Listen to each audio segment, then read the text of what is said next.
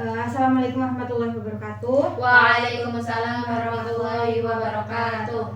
Di sini saya akan menjelaskan atau menceritakan sedikit tentang di sini saya mengambil 2 tema ya, tentang puasa dan sedekah. Nah, di sini juga saya ditemani oleh 2 teman saya yang mendampingi saya. Nah, saya sendiri Mafsa Julianti Anis dengan nomor NIM 21030360025, tugas UTS Ilmu Fikih. Nah, yang pertama itu pengertian puasa. Nah, puasa itu sendiri secara bahasa itu artinya itu menahan. Namun secara istilah puasa adalah menahan diri dari makanan dan minum serta segala perbuatan yang bisa membatalkan puasa. Dari mulai terbit fajar hingga terbenamnya matahari dengan syarat tertentu untuk meningkatkan ketakwaan seorang muslim. Nah, puasa itu sendiri merupakan kewajiban bagi setiap orang Islam yang beriman dan sudah mencapai suatu batasan hukum yang ditentukan atau balik, dan puasa juga sudah ada sebelum Nabi Muhammad SAW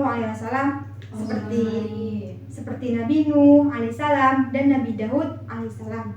Nah, dalam Al-Quran juga itu ditegaskan dalam surat Al-Baqarah ayat 183 yang berbunyi, A'udzubillahi minasyaitonirrajim, Bismillahirrahmanirrahim. Ya ayyuhalladzina amanu kutiba alaikumusyiyamu kama kutiba alal ladzina min qablikum la'allakum tattaqun.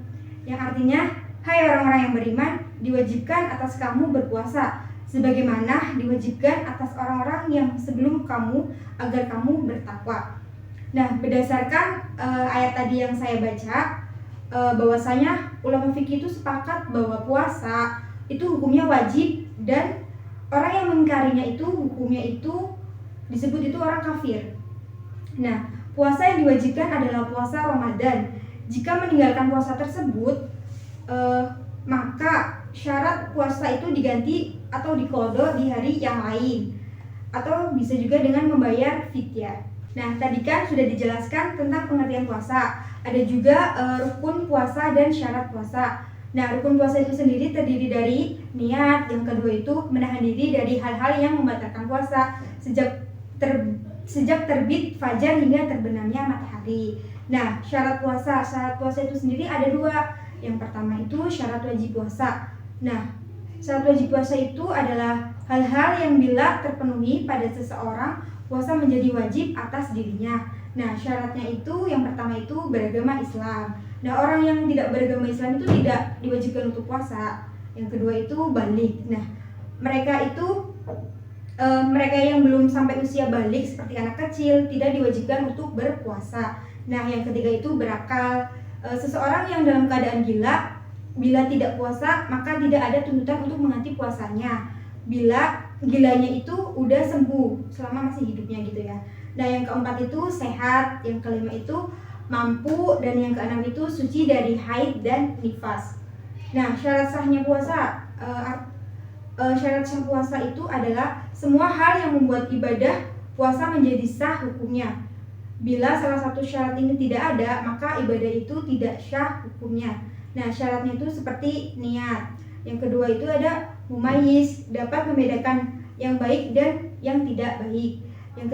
Yang ketiga itu beragama Islam. Nah, para ulama memandang bahwa keislaman seseorang itu bukan hanya menjadi syarat wajib untuk berpuasa, tetapi juga sekaligus menjadi syarat sah untuk berpuasa.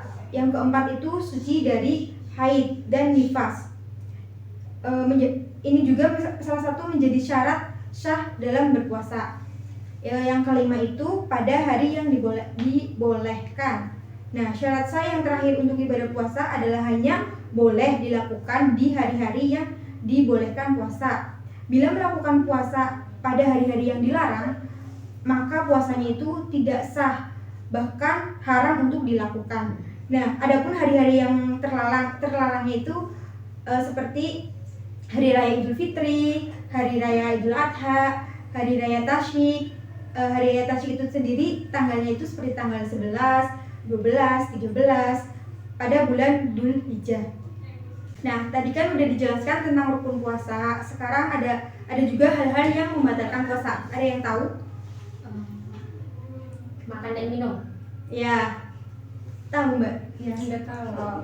Nah, saya jelaskan ya, hal-hal yang membatalkan puasa itu yang pertama itu melakukan hal yang membatalkan puasa karena lupa, yang seperti tadi Mbak Sundari bilang, makan dan minum contohnya. Itu karena lupa atau tidak disengaja gitu, maka puasanya itu dimaafkan. Nah, yang kedua itu melakukan hal yang membatalkan puasa karena salah. Maksudnya itu seseorang yang sedang berpuasa lalu melakukan hal yang membatalkan puasa, namun penyebabnya itu bukan karena lupa, akan tetapi dia mengira mengiranya itu waktu. Nah, para ulama itu berbeda pendapat. Ada yang mengatakan puasanya batal, ada juga yang mengatakan puasanya sah. Nah, yang ketiga itu membatalkan puasa karena uzur syar'i. Misalnya, seseorang musafir yang melakukan perjalanan dan memenuhi syarat sebagai musafir, maka dia boleh sengaja membatalkan puasanya. Begitu pula dengan orang yang menderita penyakit. Itu kan dikhawatirkan bila tetap berpuasa itu kan penyakitnya itu nanti akan menambah parah gitu, atau tidak kunjung sembuh, sehingga orang itu wajib mengganti di hari yang lain.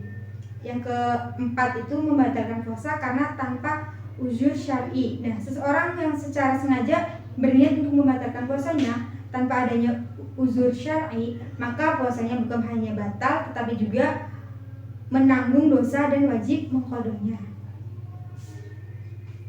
Nah, selanjutnya itu ada macam-macam puasa. Ada yang tahu puasa ada berapa? Puasa Ramadan, puasa sunnah, puasa Daud.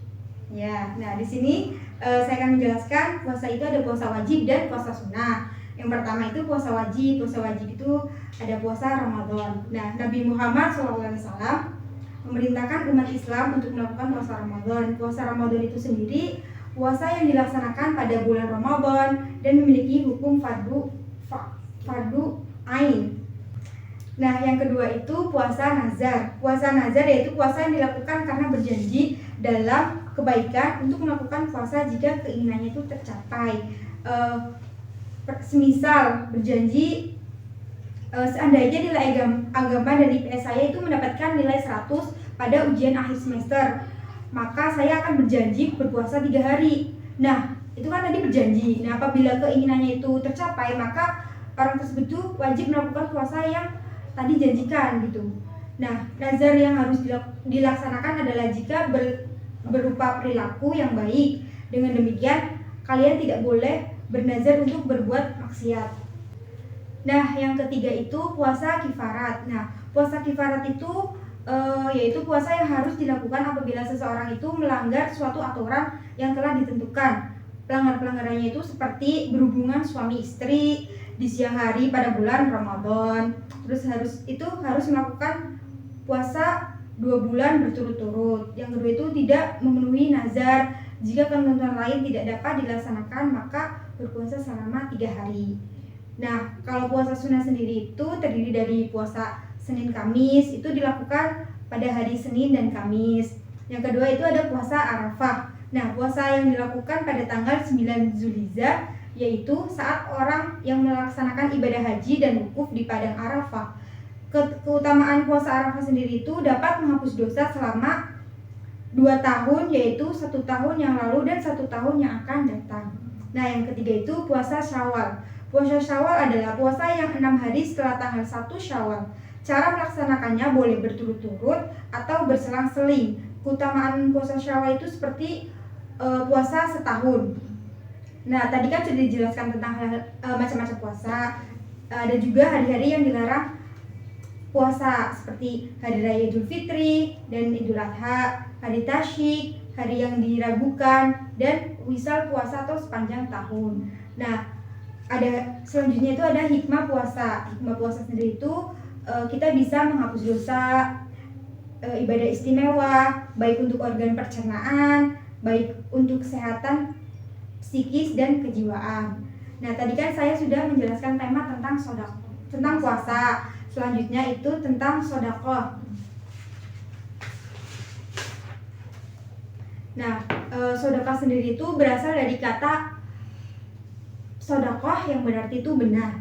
Nah, secara etimologi sedekah itu berasal dari bahasa Arab yang diambil dari mustaq, dari akar benar. Sodaqah dalam kajian bahasa Arab terkadang bisa dimaknai dengan zakat wajib, sedangkan menurut pemahaman terminologi dari sudut pandang syariat, sodaqah bisa diartikan sebagai infak, termasuk semua ketentuan yang mengaturnya.